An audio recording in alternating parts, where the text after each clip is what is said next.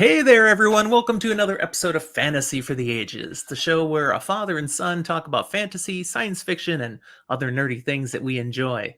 Today, there's no son around here. Zach is off doing it. I think he's actually at work. Some poor people are working today.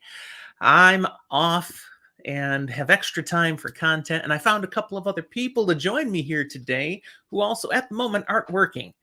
Eric, you don't work today, right? You're Nope. off. I'm Colin, off. do you work tonight or are you I off? work tonight. I work All tonight, right. yeah. So he's available today and able to come, and we're going to get together. We're going to have some fun today talking about one of our favorite authors and one of his favorite books. Before we do that, I do just want to remind all of you, if you like what you see today, don't forget to let me know by hitting the like button down below. And if you haven't subscribed yet, we would be honored to have another subscriber added to our channel. If you got any thoughts on what we share today, use that comment box down below and we'll be sure to respond. And look in the show notes for other ways you can interact with Zach and I all over social media, our Discord server, even email. You can send us an email. We do read them. So we've got these guests and we ought to meet who these people are. Eric, it's good to have you here. You've been on the show once before. Yep. Talk to us. How you Talking doing? Stephen King. Who are you? Well, hi everyone, and thank you, Jim, for having me on again. Like I said, these two are the podcasters. I'm just a guy, but in my life, I am a principal of a preschool through 8th grade school, and a fantasy nerd, not to the same level, but I'm a Stephen King constant reader for sure. And most recently, I am an author. So I just published my first fantasy book it's written for 10 to 12-year-olds. Thank you. Jake the Dragon Talker. Number 2 is coming out in May. So this has been a super fun adventure. Tried to go the traditional route for a long time and then ended up deciding to retain full creative control and self-publish. So it's been great. Been getting a lot of positive stuff from it, and it's just been a fun ride. So but we're here to talk about Stephen King today. By the way, the second book is dedicated to Stephen King. How nerdy is that? When you're an author who loves Stephen King, it's easy for his works to influence yours. So I have enjoyed finding those things in these books that, if nobody knows Stephen King, that they won't notice. But if they know, they know. And it's great. Lots of Stephen King Easter eggs in these books that I'm writing, yes. And Colin, welcome back. This is your second appearance on our channel. Tell us about yourself and what you do, what Colin's Corner is about. Yeah, Colin's Corner is the idea was just to have my little corner of the internet where I mainly talk about fantasy, science fiction, and horror, but just whatever I'm reading and feel like talking about. I'm a pretty positive channel. I don't do any like negative rant blast reviews because that stuff's not as fun for me to talk about. So I talk about books I love with people that love books that I love and authors that I love. And I want to thank Jim for having me on again. We had a blast in our first discussion on Malazan. And Eric, congratulations on publishing a book. That is an amazing feat. Thank you. And we have a little bit of a connection because I'm in school to become an elementary school teacher. So very cool. Nice. The world needs more teachers. Spreading the knowledge, maybe not of Stephen King at that age, but the love of reading. The love of reading, for sure. Definitely. Yep. Yeah, and Colin, I hadn't mentioned that. I spent years and years as a teacher as well. Oh, wow. Okay. And I was also a principal and now technically kind of a superintendent. It's complicated. But education, encouraging kids to love to learn and to love to read is huge. And I can say way back when I made a whole bunch of nerds out of my 5th graders, we read The Hobbit together. And then we went through the Chronicles of Narnia. And I still have some of those kids who connect with me on Facebook and are still fantasy nerds. So that's awesome. Do it.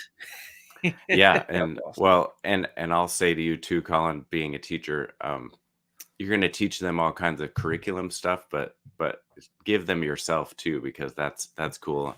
And now as a principal, that's been another super cool thing about self-publishing is all the kids at my school are like, you made a book? Could I do that? And I'm like, You Yes. certainly could. I can tell you Yes. how. So it's neat to be able to inspire kids and just share your passions with them. So That's awesome. Well, we've got a virtual room full of people in the education field. What do you know? yeah. There you go. You know, it's an interesting thing. A lot of teachers actually like to read. Go figure. Yeah. And therefore, we find people who put out a lot of books, and we're here to talk about one of those guys today, Stephen King, who keeps writing so many books. But in particular, we're going to focus on his biggest, his longest book of all, The Stand, which wasn't as long as it is when it first came out.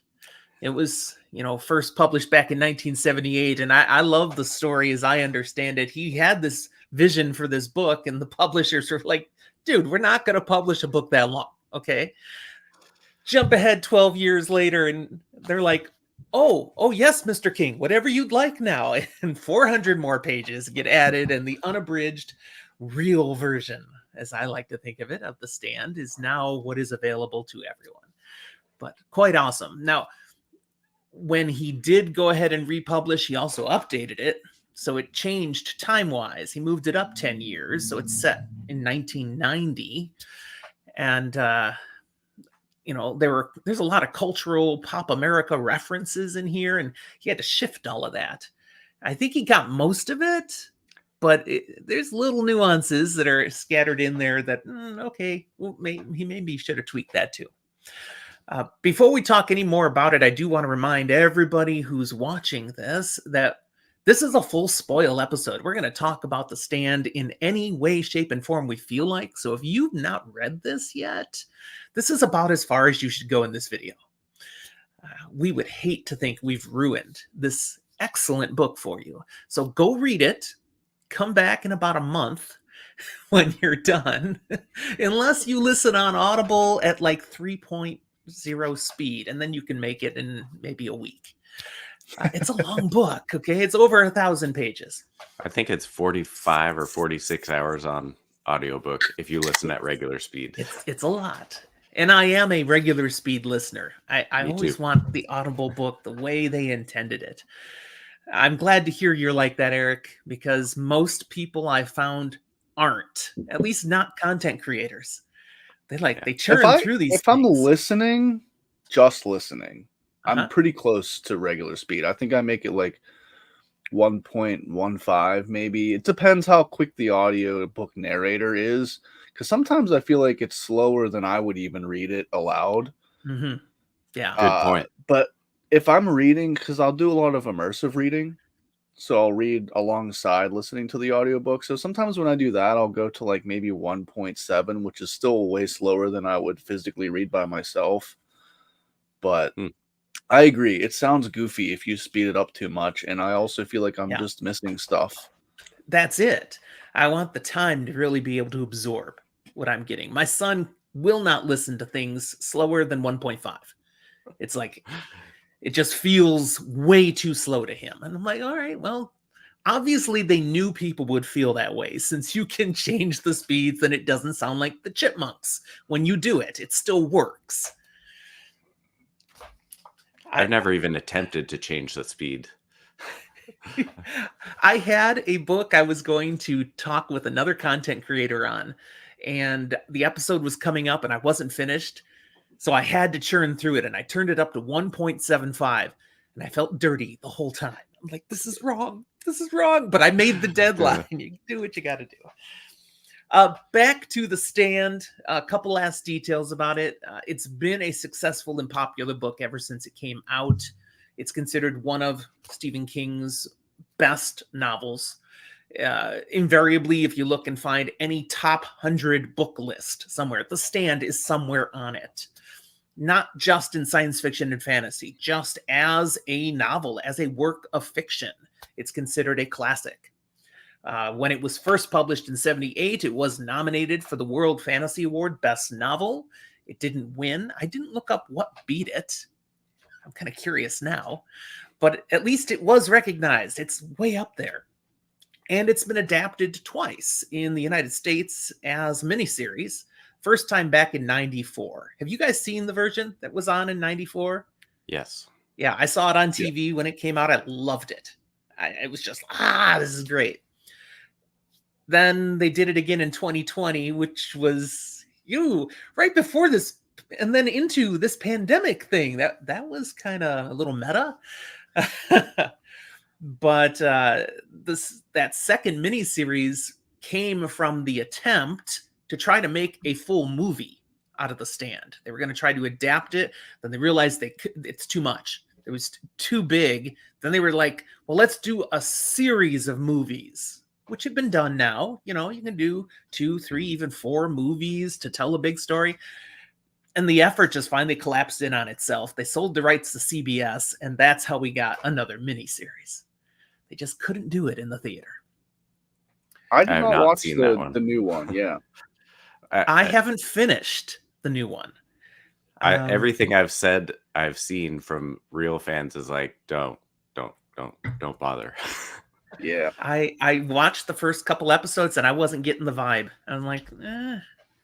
And maybe because Yeah, I enjoyed the first one too much, the first miniseries. This one and the adaptation of The Dark Tower are ones that true fans have just been very turned off by. So I just haven't prioritized them at all. Yeah.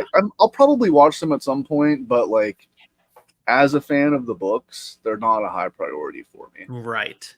So, Yeah, I have not watched the movie version of The Dark Tower. I've seen a few clips, but I'm like, everything I've heard about it, that's not the movie I'd want. Eric, I kind of saw you same thing.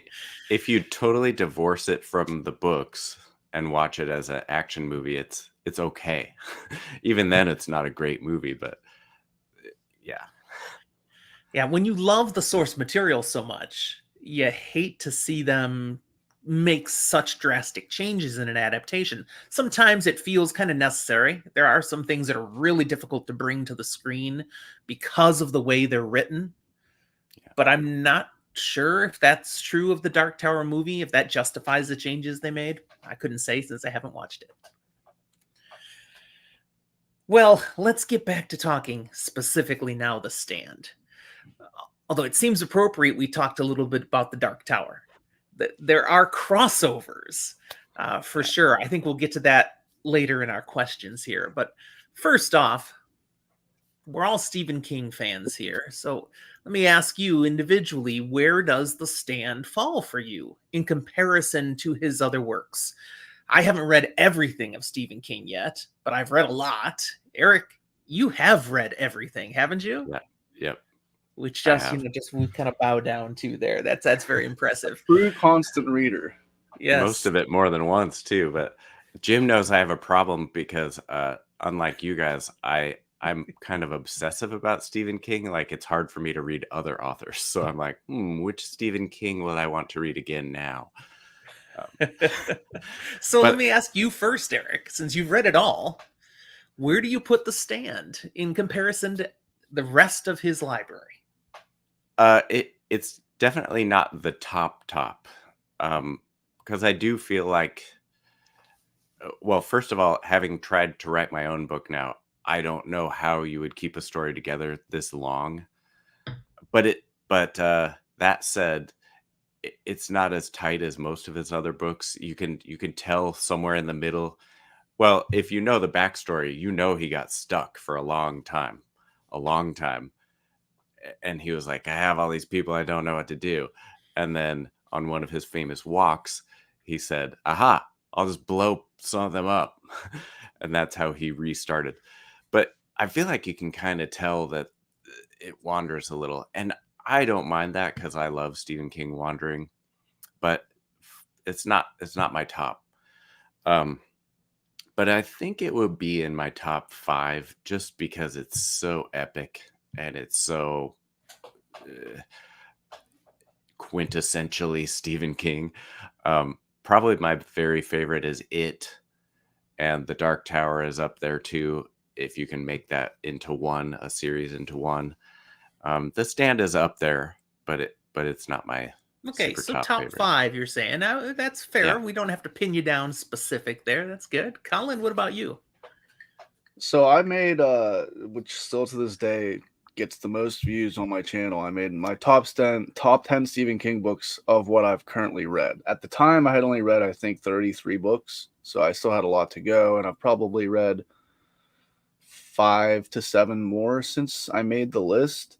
Mm-hmm. And I think The Stand is still probably in about the same spot. I put it at number 4. There were a few above it, namely 11/22/63 I put at number 3. It was number 2, and for me, my favorite is The Shining. Interesting. And the reason is fairly similar to what Eric kind of alluded to, although I never lost attention the entire time with The Stand, and I think part of that is because I am such a fan of Stephen King in general that even on his duds, as some people like to call them, or kind of, just meandering through the text, I love reading it. So I still was, I mean, it was still a page turner for me the entire time. Although I will say, in that middle section, there was some times where I was like, all right, what are we doing here? Like, can we like get to the next big plot point? And I guess we'll probably get to, this maybe a little bit later, but I didn't love the ending. I didn't hate the ending, but it felt just, I don't know. I just wanted this huge, long epic to end in a way that felt really satisfying. And to me, it didn't feel entirely satisfying. So that kind of I can bumped get it that. down just a little bit.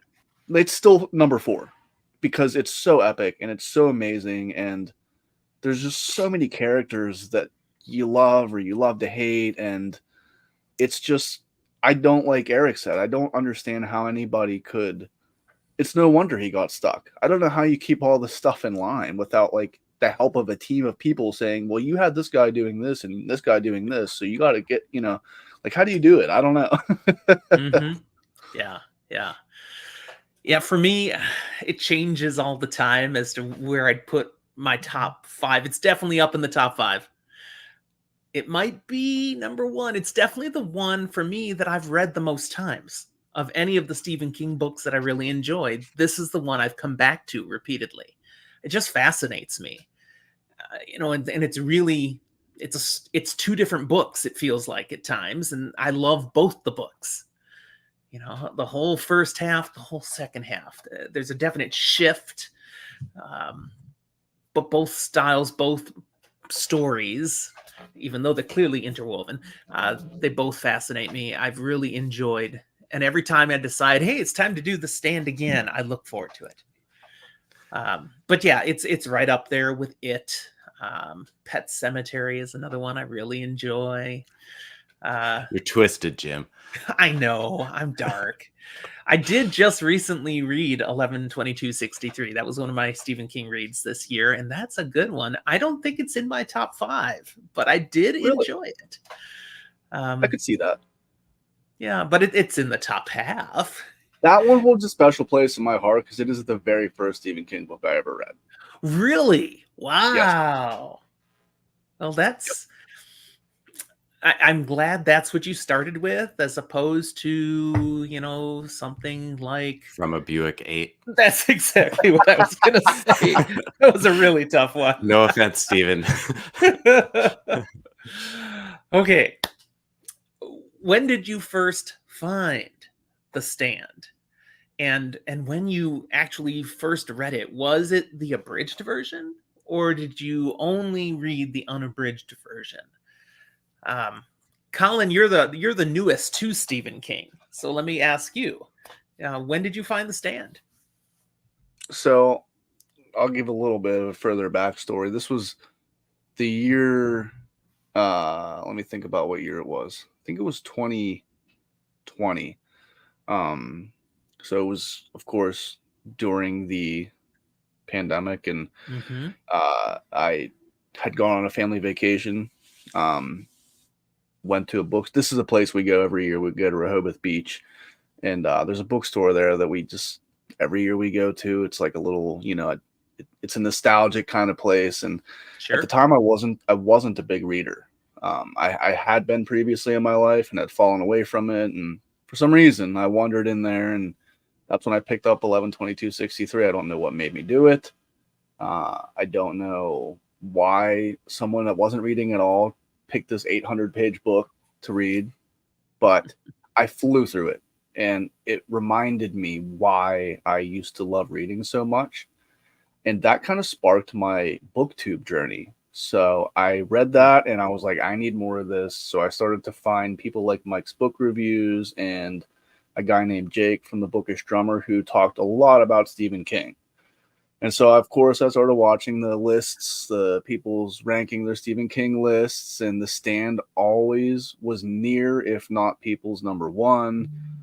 Everyone was talking about how if you want to be a constant reader, you need to read The Stand. And so I started to build the anticipation a little bit. And I think it was my mom who has always been a supporter of my reading journey, but she bought me the nice orange with the gold gilded edges Barnes and Noble edition of The Stand, and I ended up reading it in 2021 as part of my basically year of Stephen King. I read this crazy list of all the books that tie into The Dark Tower, and The Stand was one of them.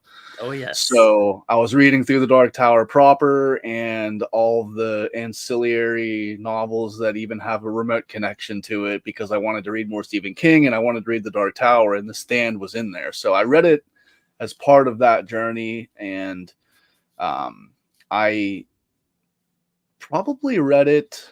I didn't do any audiobook for this. I did it all physically, and I think I finished it in like 2 weeks, which was really fast for me. Impressive. Solid Yeah. work. Yeah. I couldn't put it down though. I mean, there were so many nights I That's was the up till thing. 1, 2 in Yeah. the morning just reading. I couldn't put it down. So that was how I ended up finding it via BookTube, and I waited long enough to like build that anticipation. So when I finally opened the cover of The Stand, I was like, here we go.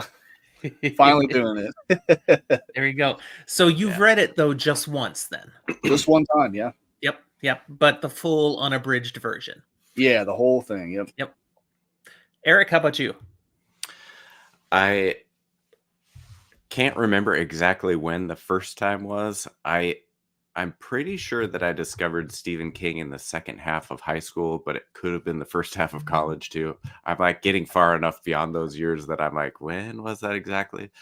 I'm pretty sure I've read it 3 times now, twice in print, and then the last time was also 2021 in audiobook form. So, and I laughed at your question, Jim, and was it the abridged or straight to the good stuff? I was 11 years old in 1990, so the abridged version was obliterated by the time I was reading Stephen King. So I don't think I've even seen the abridged version anywhere. I've never found one. Yeah. Well, my first time reading it was the abridged version. That was back in college in the 80s. So the new version hadn't come out yet, though it wasn't very far after. I graduated college in 1990. So the next time I read The Stand, it was, what? There's a new version out? And I grabbed it and read it again, and it was so much better. Then you got to meet the kid. So much better. Oh man. And then I've read it since then 2 more times. So the full unabridged I've read 3 times. I read the shorter version once. I have another plan to read this, but every time I've done it so far has been physical. This next time will be an audio read because I just finished The Dark Tower for the second time. And now, The Dark Tower makes so much more sense when you've read a lot more Stephen King. So now that I have, especially, and it's fresh in my mind, I want to go back and do The Stand again because the tie-ins are just great. Be careful, Jim. You're going to get skewed off your reading list by Stephen King and I become me. know it happens. This is why, Everything else you can know, wait. There's so much Stephen King. got 1,300 books in my TBR, and it never I gets know. shorter because of things like this. And you're It's talking true. about reading The Stand multiple times. It's like, dude, you're never going to get through that TBR.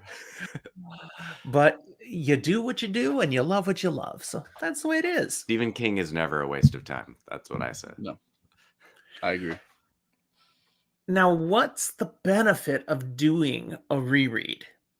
You know, and that's one of the things that obviously I've read it a number of times, and I've defined this in the past with other books too. Any real quality book, you don't fully appreciate the first time. It should be good enough that you thoroughly enjoy it the first time. I have no patience for books that aren't really any good until the reread. It's like, no, Yeah. And Colin, you mentioned about being a positive YouTube channel and stuff. I'm the same. We don't tend to waste our time bashing books. So there are a few I could name right now that I won't. But the books that you really have to get through the first time and then you'll appreciate them, The Stand is not like that. The Stand is fantastic the first time. But when I did a reread, I realized how much I'd missed.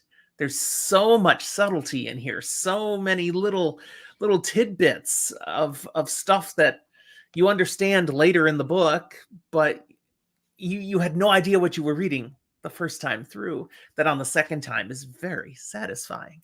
So that's certainly one of the benefits I saw in doing a reread.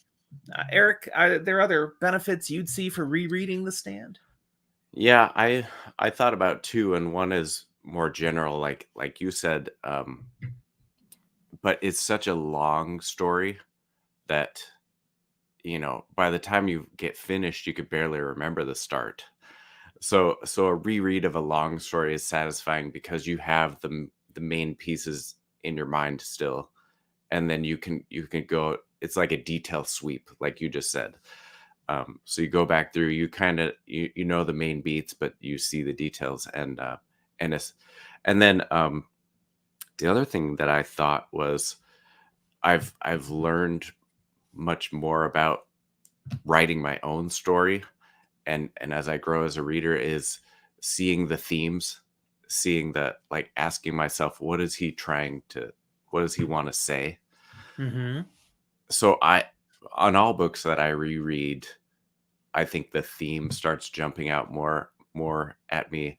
And that's a fun and challenging thing about writing a book is you want the surface adventure to be great and fun, and you want it to carry people along, but you also want to say something. And themes are like those deeper things you want to say. So I find it fascinating to look for Stephen King's themes throughout, and a book like this has more than one theme, obviously. So that's what I like on the reread. Colin, are we inspiring you to want to start rereading soon? Oh yeah, and I mean I've not read, although I haven't reread The Stand quite yet, because as Eric was saying, there are so many King books that I still need to and want to get to. I can speak on rereading in general and just briefly because although there are always books like Jim referenced on my TBR that I would like to get to, there are some authors that feel like home to me and I will always want to read them. And a couple of them recently are Stephen King, of course, and I've reread it, and a couple of other ones. But what becomes apparent to me is kind of, again, what Eric was alluding to. It makes me really privy to how talented authors are at their craft, because at first glance, for many of the stories that we read, for me, I'm just so enveloped in the story itself that I don't even really give myself time to pick up on the nitty gritty details because I'm just kind of flying through it. I want Just to want know to what know what's going to happens. happen. Yeah. Yeah. But when I go back and reread, you can see instances where they're foreshadowing very slightly or introducing a character that will become a major player. And I'll be like, I didn't even realize they introduced this character this early because they became such a massive part of the story that it Mhm. was just, I glanced over it. And in this book, there's so many characters that get introduced kind of almost right off the rip. I mean, within the first 100 pages, which in another novel would be a lot of time, but in this novel is like a tenth of the time. We're Yeah. just like, bang, here's this person, bang, here's this person, bang, here's this person. And we get to spend so much time with them that I forget how they're introduced and some of their backstories and why they act the way they act. And all of that is deliberately planted information by an author that Yes. is really rewarding to realize when you reread stuff like this. You're like, oh, this is why Larry is like this. This is why, I don't know, Harold is like this. Like, I forget their backstories, I forget their upbringings, and we get a lot of that when we first meet them. So I can't wait to reread this. I'll probably do it on audio when I reread it, but yeah, I'm excited to reread this one because I know there's so much information that just Yeah. went right over my head. The saying that goes through my head again and again on a reread is, "Oh, I see what you did there." Because you do, you catch those things. And one of the things you said just now that was the most telling was recognizing how early something gets introduced when you had no idea at the time on the first read that that was going to be significant. On the reread, you're like, "That's brilliant," and then I missed it. Yeah. So let's talk some of these particulars. We've said a few names already. Who are the most interesting characters to you? You may just have one, you may have a few, but who is it that, wow, you just love that person's arc or the things that they do or what they mean to the story? Um, who is it for you? I'm gonna throw one out. It's an easy one. Stu Redmond, man. I love Stu. And his whole storyline is amazing. But give us names. What do you got? Well, so in your prep for us, Jim, you said most interesting and then later favorite. So I got those confused at first, till I got through the whole list. To me, one of the most interesting is the kid. Uh, Oh, uh, sure. I don't think I've ever encountered another character like this, like this person in any other fiction, and you never really, he has a fairly short arc in the whole scheme of things, so you never really find out like who is this guy and how did he get like this. But just fascinating, terrifying, uh, and after I read the book, I just find myself being like saying things to people and then saying like, "How do you like that happy crappy?" And this things the kid says, it's just so over the top crazy. I feel like Stephen King just like cooked him up and thought this is going to be a ball and just had so much fun with him. I Sure. I also imagine that it was extra painful to cut him for the abridged version and extra joyful to bring him back for the unabridged, because what an interesting character. Yep. I'll stop there. I'm glad you highlighted though. You're right. Talking about our favorite characters, that's a different question. So we are saying specifically the most interesting for you. Yeah. So great one, the kid. Colin, how about you? I think so. There's so many characters in this that could literally have their own story. Um, it blew my mind, like just imagining. I mean, we've got the kid, we've of course got Randall Flagg. I mean, any of the main characters besides maybe like Franny wasn't all that like exciting, but still a very believable character. But there's so many that could just like I would follow their own story. Like Larry, I mean, he's Yeah. like a superstar. It'd be Mm-hmm. fun to follow his life. But one of the most interesting characters from a character development standpoint for me throughout my first read was actually Nadine. Sure. Uh, she just like nobody gave her a real chance to like fit in with what was going on anywhere. And I felt like she was just like yearning to be accepted somewhere. And I don't even know if she necessarily wanted to become part of Flag's camp, but Flag was just the guy that accepted all of the cast outs no matter what. And I Mm-hmm. feel like the good side never gave Nadine an honest chance. And I feel like if they would have, she could have been an asset to them. But she went through so much just kind of like emotional turmoil, just trying to find love and acceptance throughout this whole thing in her own way. And kind of, just was a little bit of a tragic character. And I'm somebody that enjoys tragedy in the character or a storyline because that gets me really emotionally attached to their storyline. So I was always very interested in what she was trying to do. And I really appreciated her little side arc throughout this. I mean, he gave so many glimpses into people's like psyches. And I feel like by the end, she just had gone like crazy, like just trying to, like, nobody wants me, Yeah. and it was sad because she wasn't necessarily the most likable character, but I also like didn't want to see horrible things happen to her. So I don't know. That was the most interesting character, I think, for me You somehow talk in about this tragic huge cast. characters. Another one of the very interesting, fascinating characters that, at times too, Harold. Harold. You Oh know, yeah, so much potential in this person that could have been. And yet, for things that go all the way back to his backstory and beginning, he's just on a different path. And the choices he makes, you're like, oh, dude, come on. So that's a very interesting character. He could have taken different turns at so many different points and been amazing. Could have chosen to, didn't. You know, uh, Well, so and guys like Harold show what Colin was saying earlier, King's expertise of the craft. I mean, his bad guys are so multifaceted. Like you don't you do hate Harold, but you also feel for him and you root for him, mhm. even though you still find him repulsive.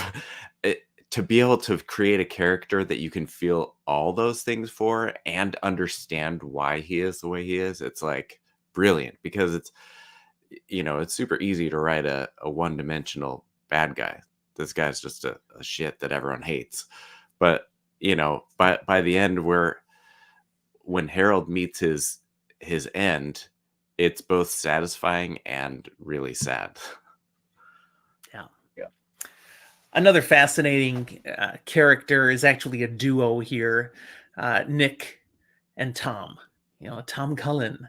Uh, you've got the deaf guy who is with the mentally disabled person, and just the way they interact with each other. And I love Tom Cullen. He's just so adorable in some ways. But to see their interactions through much of it, and then later in the story, what Tom goes on to be able to do is just incredible. uh, Another very moving character, I find. um, so that definitely interesting, and the way King wrote that character again showed his skill as a story writer, as an author, because there are some kinds of characters that authors might try to write and fall very flat and end up offending people. It's a caricature. That's not what he pulls off here. There's depth to all of his characters. And we find that consistently in everything he writes, even the bad books. The characters are still great. Oh yeah. Any other thoughts on Nick Andros or Tom Cullen? I think those guys, besides Flag, are the most supernatural characters.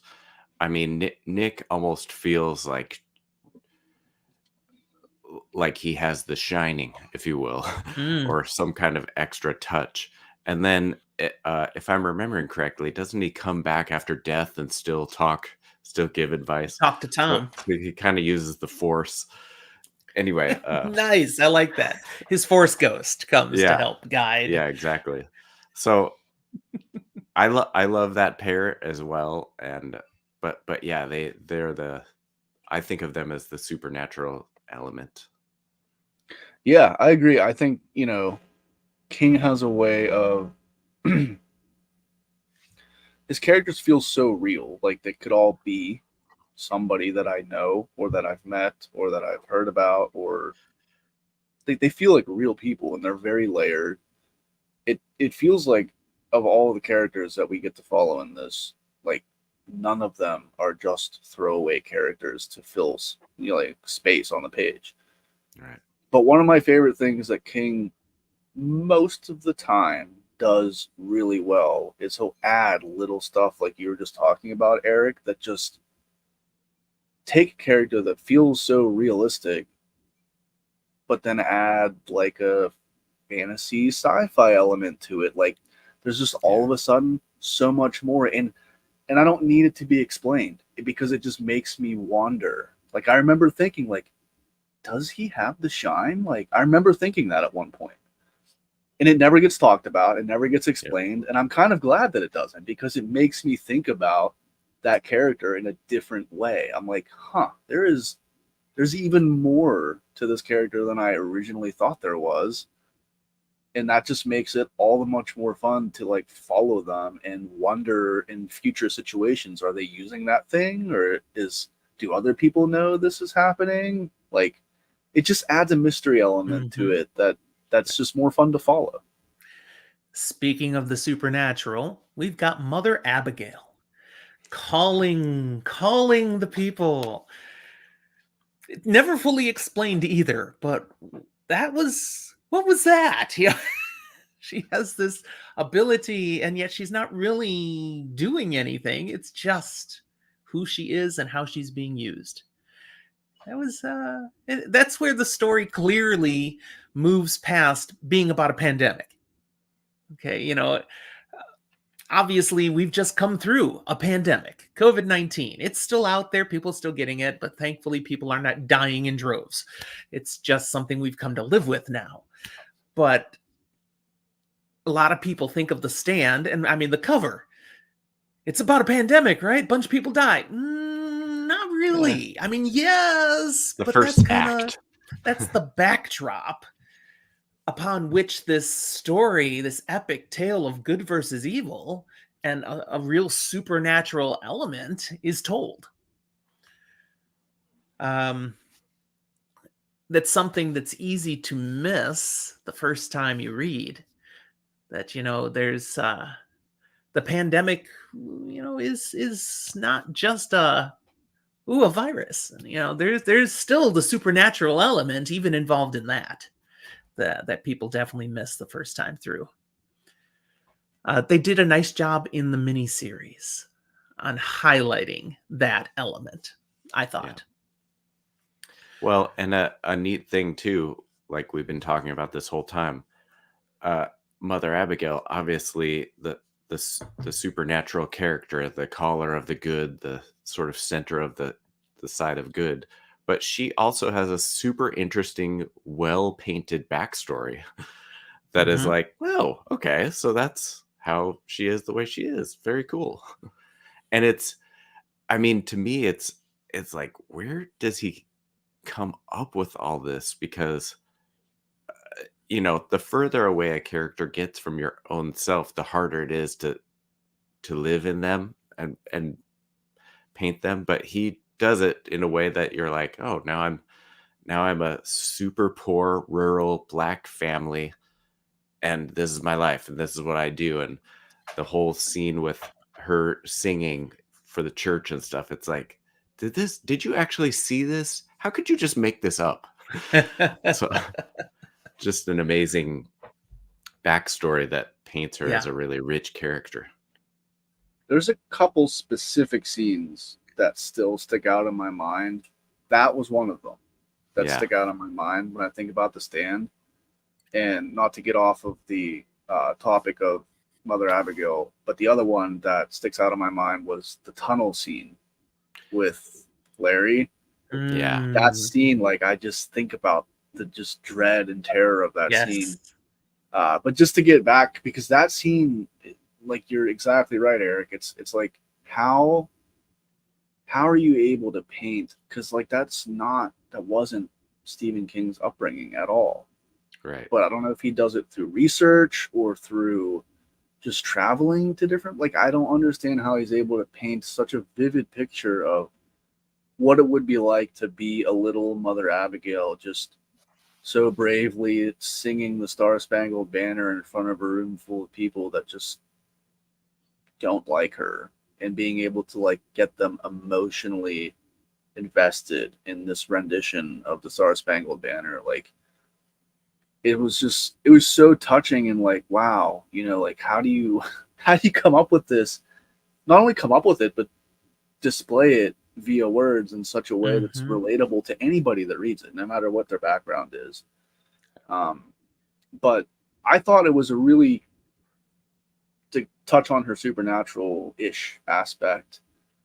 Um, I'd be freaked out if I like had a dream about like a townhouse in some random. My wife woke up and was just like, "I had this crazy dream last night. Like it was this townhouse. Like it was just this house." And I'd be like, "Wait a second.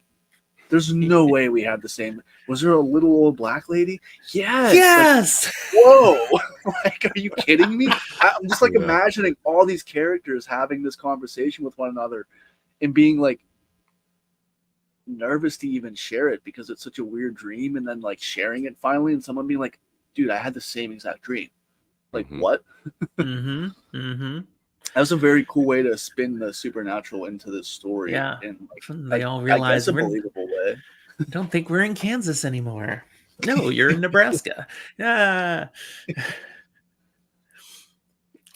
All right, I'm gonna pull an audible on my questions, which I shared with you ahead of time, and toss one out of order here. I want to talk about, since we've been talking about characters a lot, which ones are your specific favorite character or characters? Who do you cheer for the most, or maybe your favorite is someone you hate the most? I don't know, but who would you pick as one or more of your favorite characters? Go ahead, Eric? Colin. I went. Oh, Um, okay. okay. I give to Colin. I went first last time, Okay, but I Colin, have he's one. I I'll have take one. pass it. to you. So there's a lot of obvious choices. Um, Stu, we mentioned, and I thought about Stu whenever I read through the prompts, but I don't always. I feel like people, when they hear the word favorite, think who you loved the most. And a lot of times, my favorite character is not the character that I loved the most or that I liked the most or that was like Hmm.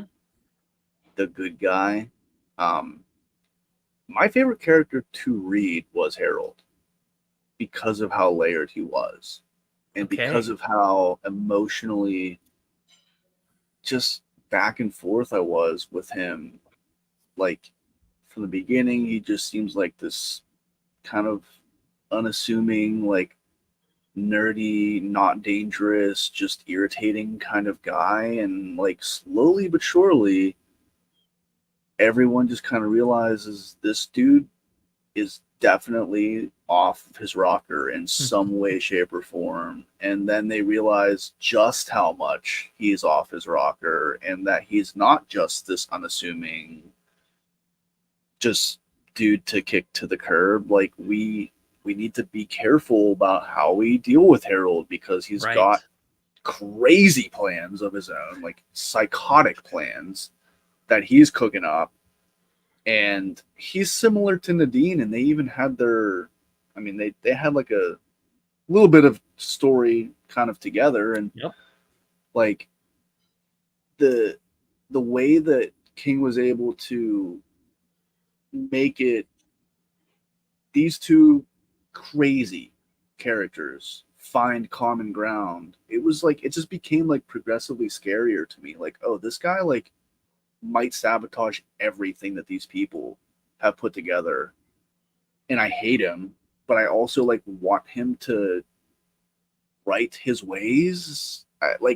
I don't know. Like I just was so I love back that. and forth No, that's great. emotionally with him, and I think it was just amazing that King was able to do that and make it all believable. Like it wasn't.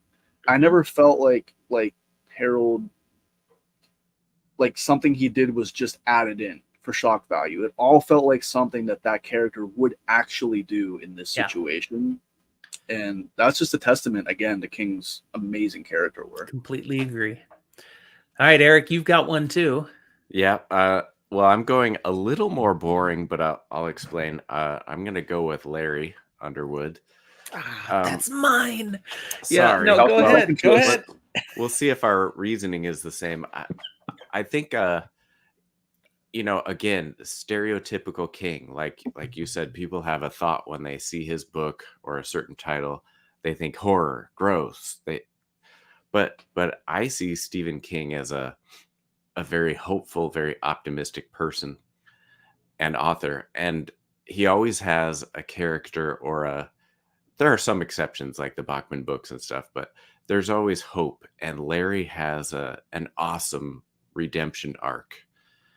Um, just it's not as deep as Danny Torrance and Doctor Sleep, which I don't know if you've read yet, Colin. But Me uh, neither. That's coming up. okay, That's my next, okay. I think. Or D- well, well, you guys I'm will almost both there. love that one, but I love a good redemption story, and I think whenever Stephen King has a character that's on a redemption arc, I feel like that's when he's most writing about himself, especially in these '90s books once he was sober and clean. He's telling people you know, y there's a bottom, but then there's an after. You can go up from here. You can make different choices. You can change. And just that refrain of like, you ain't no nice guy, and how that just got him to the core. And by the end, he was like the guy everyone could count on. Um, so I guess I'm a sucker for a redemption arc. Colin, I appreciate what you said about tragedies. There's a place for that, and it's fun. But ultimately, I want the happy ending. So that's why Larry is my pick. Well, I can't say anything better than what you just said about Larry Underwood. Where he starts as a character to what he becomes, and his ending. It's just an amazing and incredible journey, and it's inspiring. That's what you want to see people to be able to come back from and to become better. Uh, yeah, I love everything about Larry Underwood. His stupid decisions early in the book versus the kinds of things he stands up and is willing to do. The Stand. Yeah. Larry's amazing. And part of a group of characters who are journeying likewise with him in that sense, growing beyond what they were, believing in things that they would never have had faith in early on.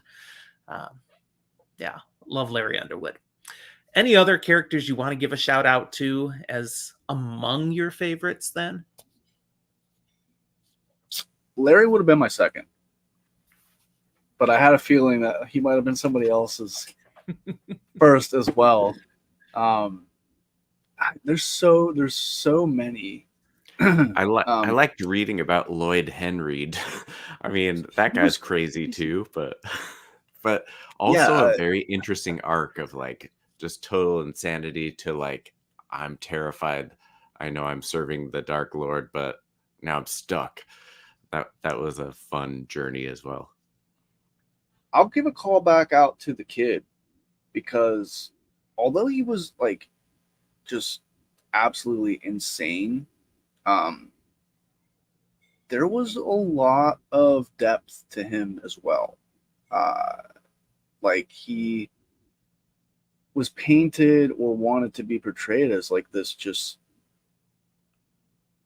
uber macho guy. Like he could handle anything. Don't mess with him. He'll kill you. He's got no remorse. He's got like, and a lot of it we find out was kind of a facade to hide the fact that he was gay.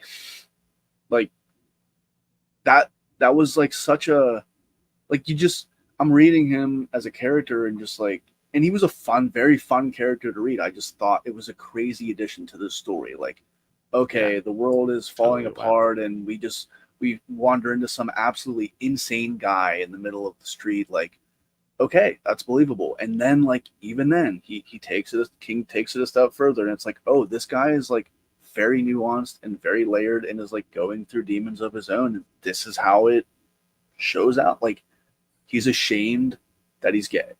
And so he puts on this crazy macho front to everybody to hide that. And like Yeah. even that was just, again, not a throwaway character. Right. Same vein, slightly different. The trash can man. I was wondering if anybody was going to bring him up. Yep. Totally. You could almost apply all those things Colin just said, but a totally different character with his own shame and struggle and like a mental problem that just was not treated correctly, was in fact treated very terribly with like electric shock therapy, and then just the spin into like what would that kind of person become in an apocalyptic situation? Well, he'd want to blow up the world. Yeah. just very fun, but terrifying fun. Terrifying fun. There you go. There you go. We've done a great job talking about a whole bunch of characters and not really getting into Randall Flagg. So let's dive into this character now. And after this, we're going to move into talking about themes of the book. If there's some flow over as we're talking about Randall Flagg, that's perfectly fine as well. But RF, Randall Flagg, fascinating, the walking dude. I love this character. He's everything you want in a villain, in a dark, supernatural, charismatic, compelling, evil person. It's so well written. And the way he can be everything someone wants and then flip on a dime to be your worst nightmare is really creepy and really, really nicely done. Thoughts? What do you want to say about Randall Flagg?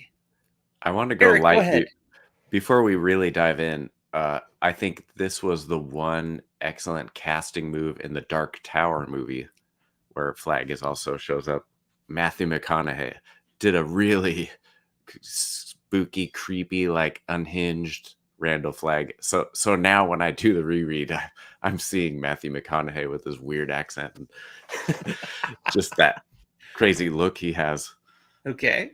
But anyway, yeah. See, for me, Flagg, it's hard to talk about Flagg now because he appears in so many of Stephen King's books, and he's not the same exact character in any one.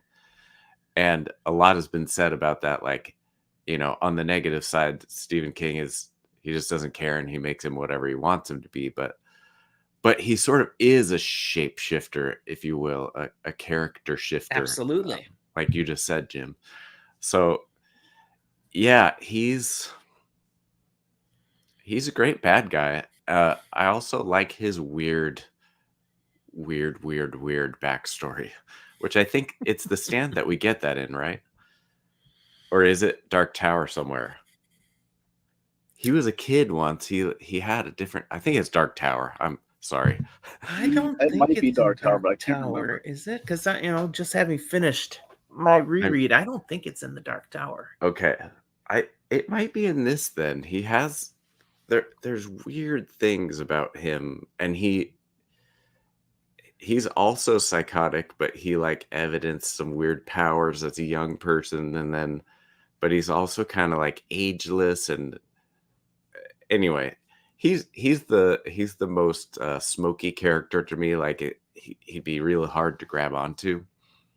But also I think, again, very well written because he's obviously clearly the main bad guy.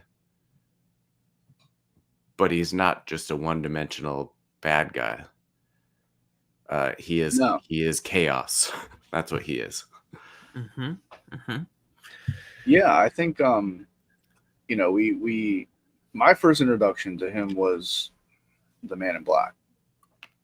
Fled across the desert and the gunslinger followed. That was my Mm-hmm. first introduction to, and I had heard about Randall Flagg, and up until the point where I like really started to get into reading Stephen King. To me, the most notorious villain of his was Pennywise. Until I started reading King, I realized how many nods he gives to Randall Flagg or RF in some way in Right. so many of his other works. And I think the enigmatic aspect of Flagg is part of the just, I don't know, fear of him, because I don't think that we're supposed to understand him, quite honestly. And Well said. Yes. I think that it would be less scary if I did fully understand him. So I think that I feel like that part is deliberate by King. But there's also like he does a really good job of just like I see a crow outside, I think of Randall Flagg. Like in real life, if I see a black bird, I think of Randall Flagg. Like that's developing a character. That is like, how can you make an entire species of birds make me think about one of your characters? Like that's really cool. And he's also funny, like in a messed up kind Oh of yeah. way. He's Oh a yeah. funny guy. Like he says funny things. He makes me laugh, although he's doing absolutely atrocious things. And the other thing that like makes me hate him on an even deeper level is the way that he gains followers is by accepting people that don't get accepted anywhere else. Like that's so insidious because it makes me like, oh, he's finally giving these people what they've always wanted, but in such a messed up way. And they either don't know or they do know and they just don't care. Like he's just accepting all of the rejects of society, all the messed up people, all the criminals, all the psychos, all like anyone that wants to follow him, like fully. He's like, come on, you can come. Don't worry about any of your past mishaps. Like, I love you. And it's like, man, that's so sick. Like to give these people, finally give them what they want, but for such horrible things. Like, I don't know, it made him again a very layered character because he's not a good person or a thing at all. Yeah. Yeah. King does a nice job of showing through Flagg that evil can be attractive, can be compelling. It can feed what people think they want. You know, why do we have people who do bad things in this world? Well, sometimes it's because of they have issues. There's, mental instability that drives them to do things that are terrible. But other times it's just they felt like it. They decided, ooh, that sounds fun. And there are people that will feed into those who don't hold themselves to moral standards, to a higher purpose, to an absolute good, and just want to do what they want to do. And yeah, if you were to say, hey, there's no reason why you can't do what you want to do, a lot of people would find that very attractive. And that's exactly what Flagg fuels. Come and be who you are. There's nothing wrong with you. Come on, I'll take you. I'll accept you. You're right just the way you are. And they love hearing that. And it's the opposite of. Well, yeah, even like the trash can man. He's like, oh, you're a pyromaniac. You like to make fires and blow stuff up. Nobody in his life told him that like, he got shut down for that everywhere. But Flagg was just like, come on, buddy, we got a place for you. There's nothing wrong blow with you. Stuff up for me. Use that. I have a big job for you. Yeah. Indeed. Yeah, I was thinking as you guys were talking, it's that subtlety of evil of, like using our human traits against us. Everyone wants community. Everyone wants to belong. Okay, I will give you that. Uh, people are interested in power. I will give you that. But that's an illusion. It's a trick to get you in, and once you're in and it's too late, you see the bad side of it, which isn't that characteristic of everything bad that happens in our lives. It's like, well, it looked so good. I knew it was Mhm. probably not good, but it was so tempting, and that dang. Yep. Now it's too late, and I've messed up, and I see that. So Now it's too late and I've messed up and I can see that. That's exactly what Nadine is thinking eventually in the story. yep. Yeah. Yeah, because So, Flag was ready to give her ultimately what she wanted, like full love and acceptance of a very powerful man. but there's a price. Let's talk about themes then. We're kind of, that's all about theme right there. The price of pursuing your own desires, regardless of whether they're good or not. It's not all it's cracked up to be. Getting exactly what you want may not be what you really want. Exactly what you need. Yeah. Yeah, yeah. Other themes that jump out for you here? I definitely I see Stephen King's Christian upbringing in most of his work. It's there, but um, I noted a couple things, and I don't want to bogart the mic, of course, but so I'll do one at a time. One of his themes that he actually talks about in interviews, and he's a big fan of Tolkien. But one of the themes I think we see is evil destroys itself. Um, that like the way that the bad guys are, the way that evil works cannot sustain, because it never subjugates the will to another's will Right. willingly. So it's always a struggle for the power. It's not a teamwork thing. Mm-hmm. And in many of his books, and I think this is why one reason Stephen King gets nailed for bad endings, but the bad guys end up uh, being erased in a very like non-epic way, like that they just their evil destroyed itself. Um, I'm thinking of the big coffin hunter guy in the Dark Tower, Jonas. You know, we've all read the Dark Tower, right? So his end, it's built up. That whole book, Wizard and Glasses, built. We're gonna go against the big coffin hunters. At the end, Roland, bam, one between the eyes and grabs the ball. Is pretty low thing, and it's because evil doesn't have a shot at winning, because even if it wins, it'll turn on itself and destroy itself. So I think that's a big theme that we see here, is that Flag has built up a society, but it can't work. It can't work because it's based on evil.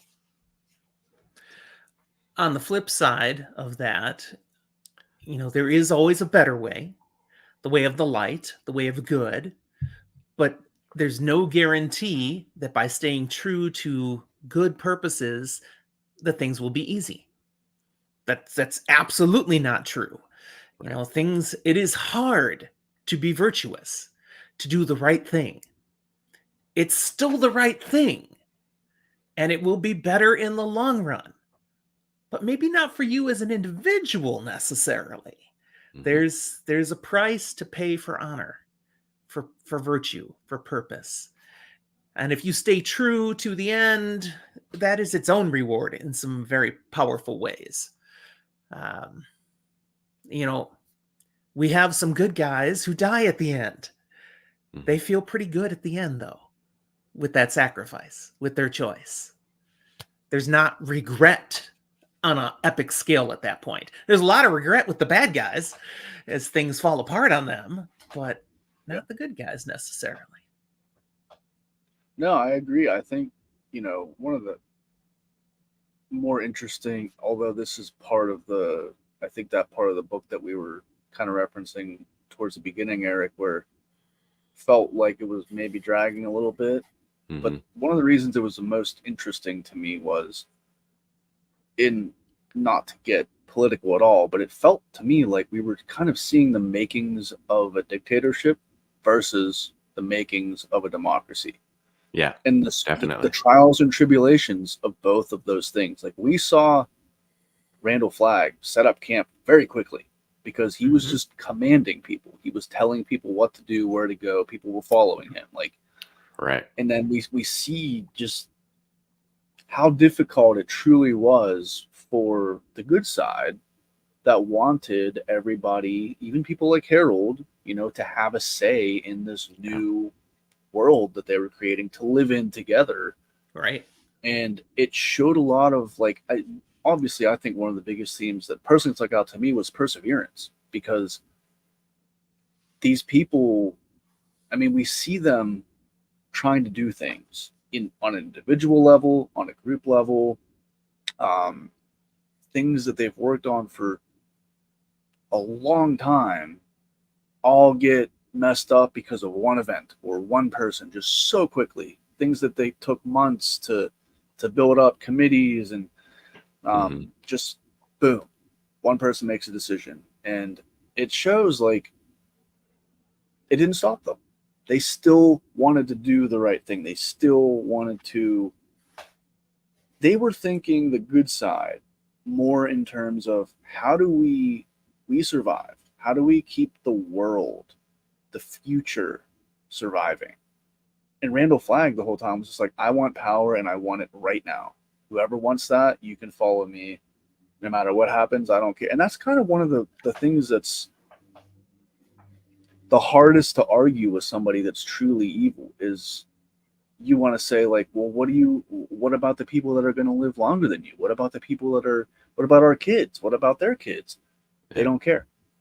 They just want the power now. They don't care about the future. They don't care about future generations. Like, they just want the power now. How do you argue that? You're just evil at that point, Yeah. Good points. Another theme I'd toss out here is that nobody is irredeemable. Some people make choices to refuse to be redeemed, but that's their choice. I mean, part of the reasons we feel badly for Harold is he had every opportunity to turn it around, to have a new start. Maybe not what he wants things to be, but he could have made a really good life for himself. He had that chance and he throws it away, spits on it. And it's like, oh man. But others who could have made bad choices as well chose not to. Sometimes they tripped up and they had to pick themselves up again and try again. But those who were willing to keep trying, yep, you can. There is a chance to continue to be redeemed. Nobody is so bad off that we're done with you and there's no shot. I think that's a theme King is trying to express here. Definitely. I think that shines through a lot of his work, the theme of redemption.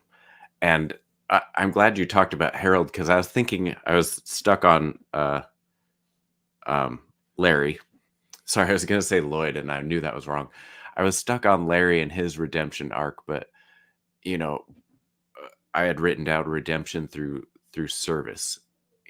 Like the evil wants power for me. The good wants it to be good for everyone, and I have gifts that I can use for the good of everyone. And both of them did that, but Larry really got it.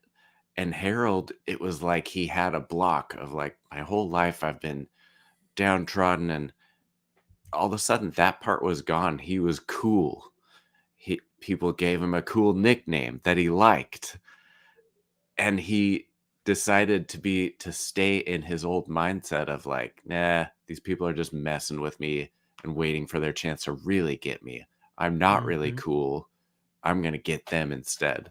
Yeah. So he had an awesome redemption arc that, like you said, Jim, he just said, nope, I'll take this instead. And you really have to be redeemed, you have to give something up. You have to admit that your will is not the way to go. At least the way that you've been doing it is not right. So very, very cool, both of those. I think that's we were talking about The Shining before.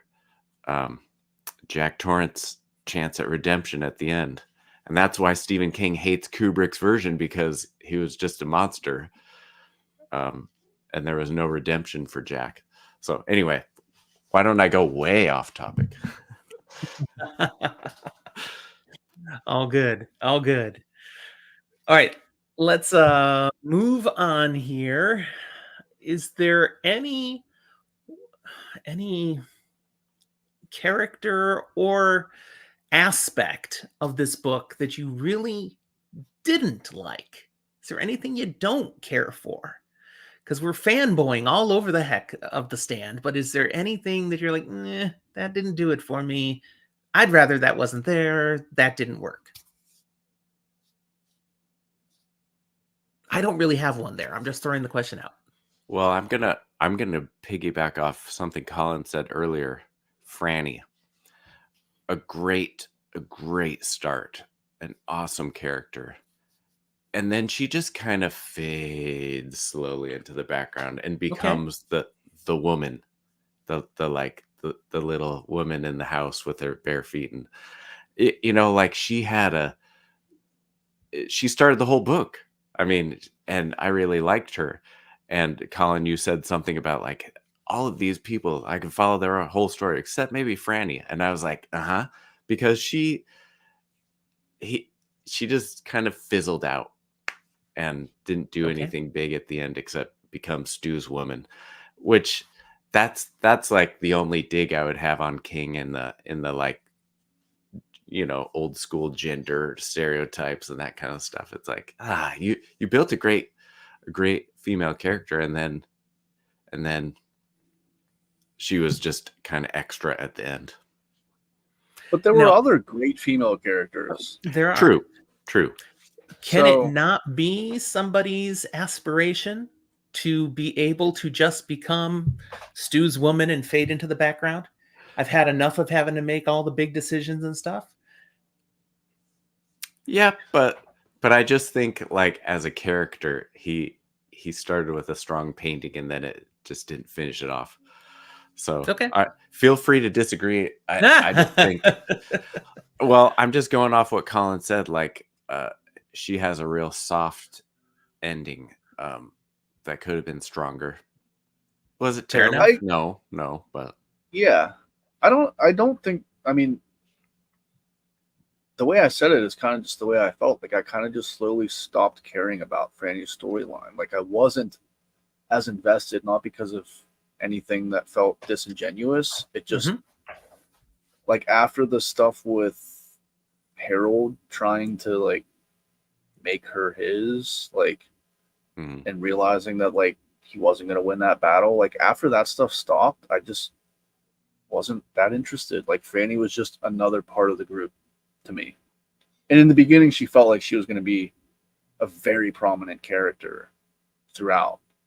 And she was there for everything, but Mhm. I quickly became more invested in a lot of other characters. And um,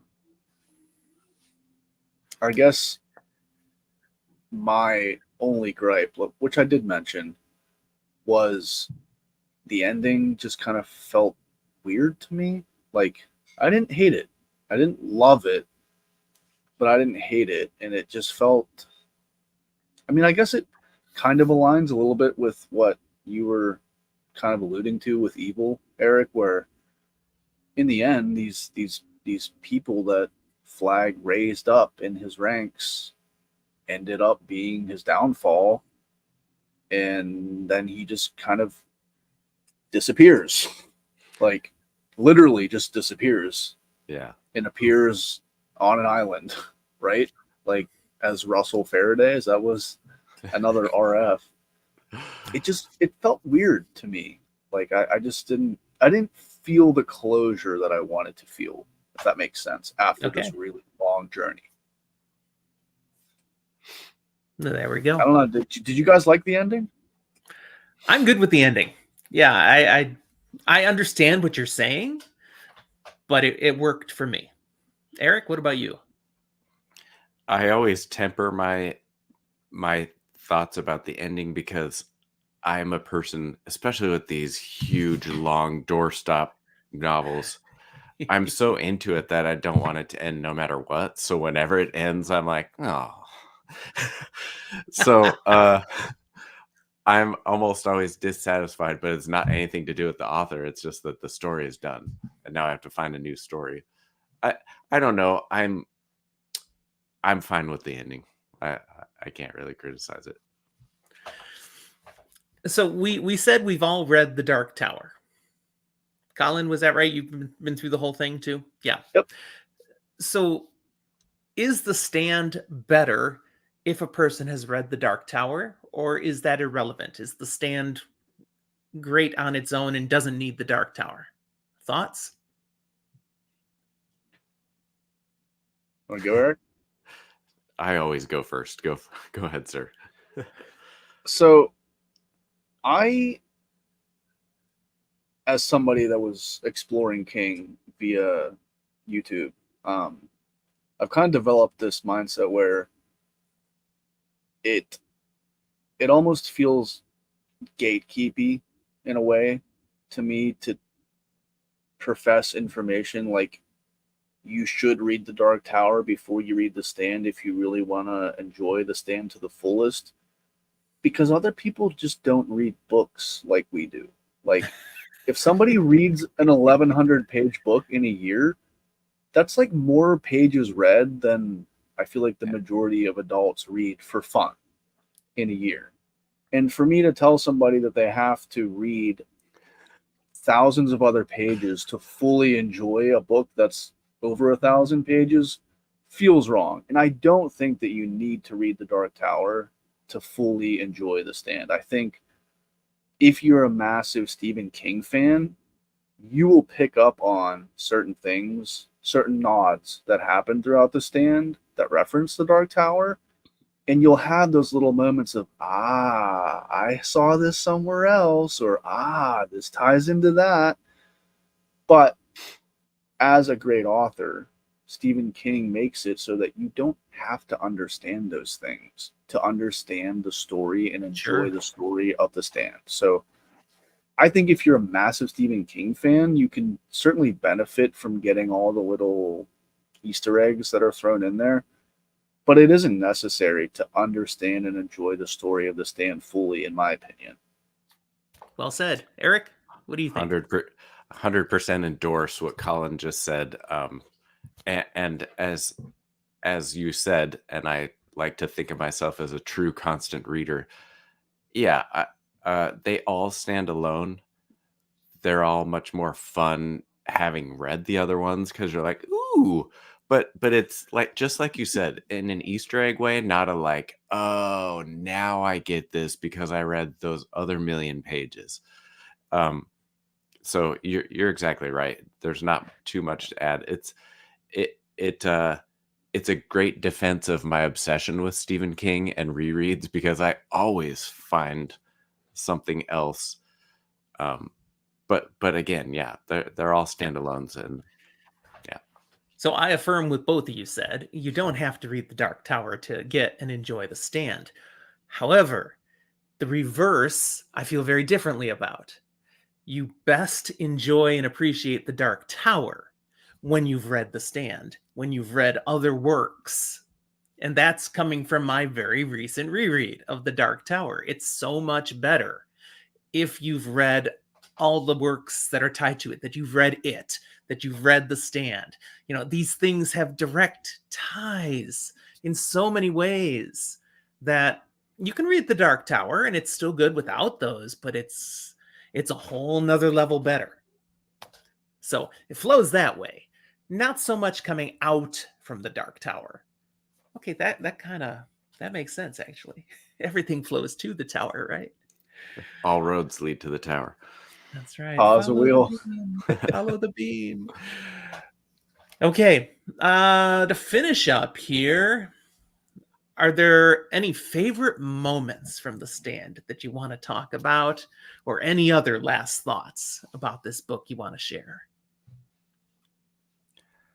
I have lots of favorite scenes, uh, and some of them we've already talked about. But so I'm going to focus on one here that I just found to be delightful, that I just see in my head and makes me shiver and laugh at the same time. And that is when Lloyd is in the jail cell thinking about eating the the person who's died next to him, and just that whole time of like his rationalization, and then when Flag then finally rescues him and asks him if he's had a little bite, and he's like, Mhm. no, of course not.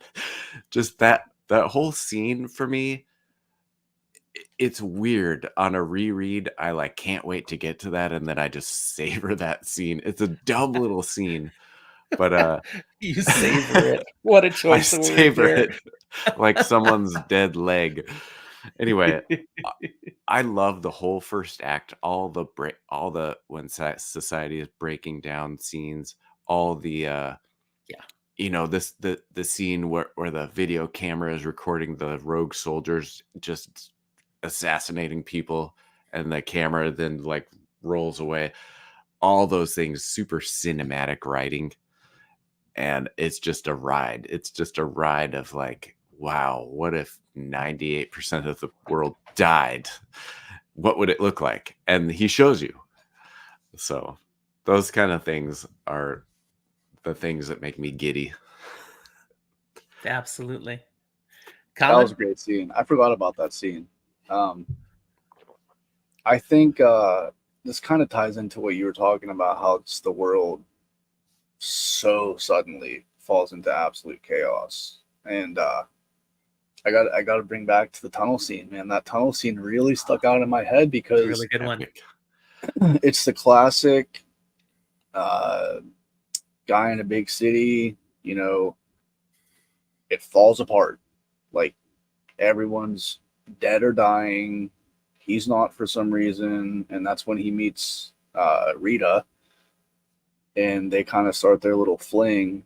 And Mhm. it was just so graphic to me. Like I pictured myself. Like he did such a good job of like they're finally about to get out of the city, and their last hurdle is this completely backed up Lincoln Tunnel. Like this is what they Yeah. need to get to the other side. They finally got through all this crap just to get to the Yep. Lincoln Tunnel in their car, and they can't drive it through.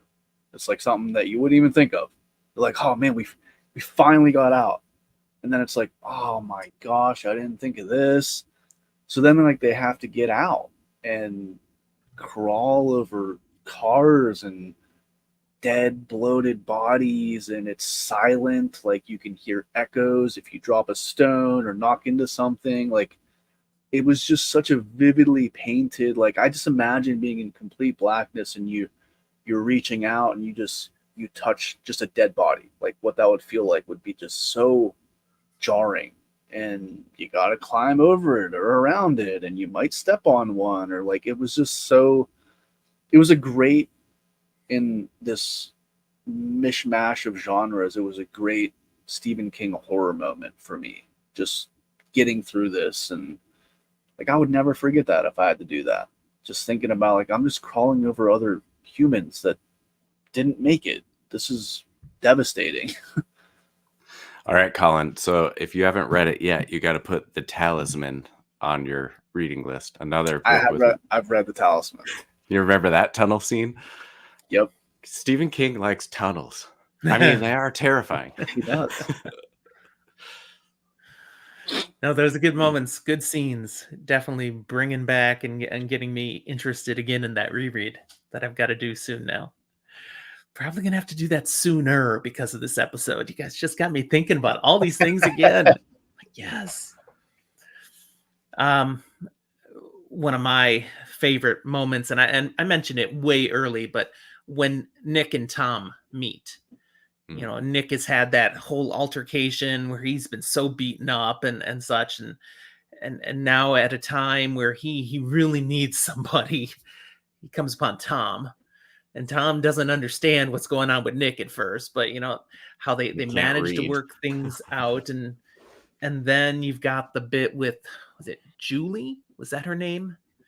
The crazy Yeah. girl. Yeah, the crazy lady. You know, in a sense, you know, so needy, and how that goes there, and then she ends up getting run off because she's picking on Tom, and it's like, oh, Nick, yes, you know, it's a good scene. But it's there's a bit to that scene, but just there's layers and all of that I remember. I hold on to that, and I like that scene.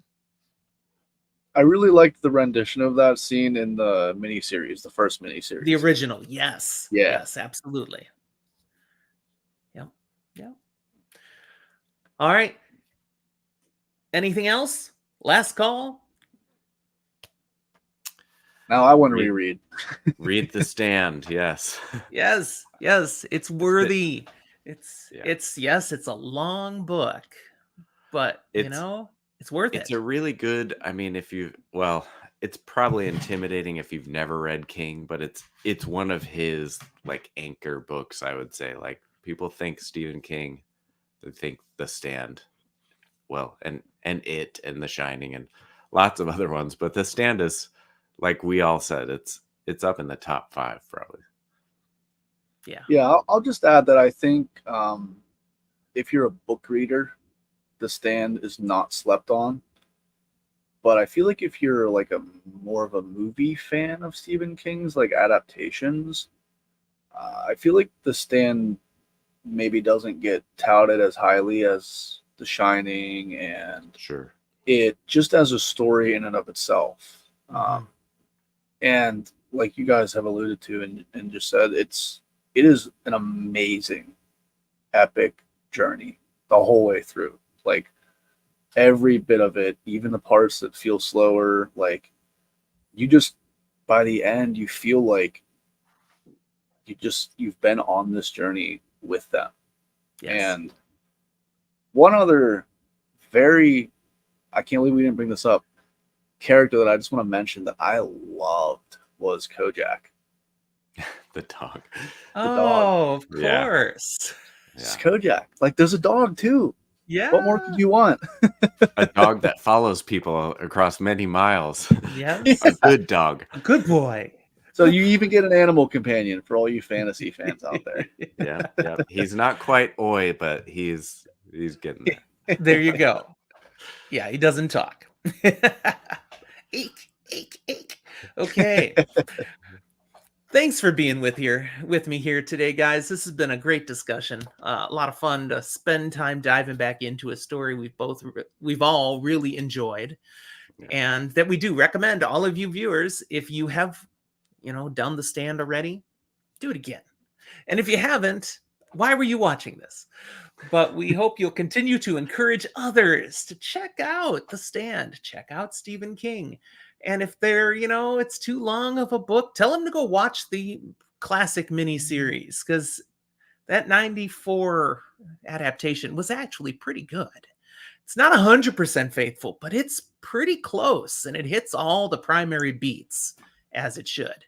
The guy who played Randall Flagg, I can't remember his name right now, but I loved seeing him in anything else after that, because it's Randall Flagg, He was a police captain on Law and Order for a while. I like him. Jeremy Randall something? Flagg. Oh man, I can't pull the name out at all. I wonder. I could Google, but this has been over an hour and a half. I probably shouldn't make people wait while I Google it. He's a good actor. And Jamie Sheridan. That's it. Yes, Jamie Sheridan.